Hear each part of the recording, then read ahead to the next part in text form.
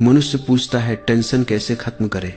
मैं कहता हूं टेंशन को खत्म मत करो, उसे समझो, क्योंकि जिसे तुम समझ लेते हो वह खुद ही गिर जाता है बिना किसी लड़ाई के।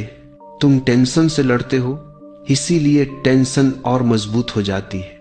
तुम उसे दवाई से दबाते हो, इसीलिए वह फिर लौट आती है, और हर बार पहले से ज्यादा भारी।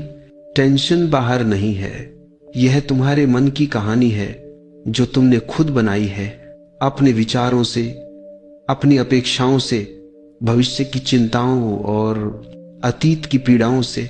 समझो, टेंशन स्थिति से नहीं होती बल्कि तुम्हारे विचारों की व्याख्या से होती है। एक ही परिस्थिति दो लोगों के सामने रख दो, एक हंसेगा दूसरा रोएगा, परिस्थिति वही है, अंतर है देखने के तरीके में। टेंशन वहीं खत्म होती है जहां समझ शुरू होती है। जब तुम देख पाते हो कि जो हो रहा है वही होना है और जो होना था वही हुआ, तब भीतर स्वीकृति जन्म लेती है। उस स्वीकृति के साथ टेंशन का कोई अस्तित्व नहीं रह जाता। याद रखना, जीवन सरल है लेकिन मन इसे कठिन बनाता है। जो कुछ है उसे स्वीकार कर लो, टेंशन गिर जाएगी।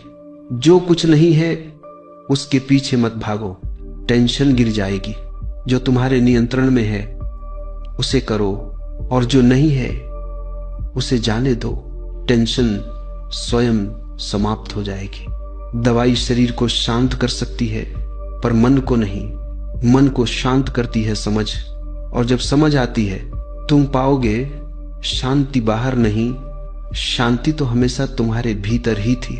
याद रखना, टेंशन मिटाने का सबसे बड़ा उपाय है साधारण होना, स्वीकार करना और जीवन को अपने ही ढंग से बहने देना।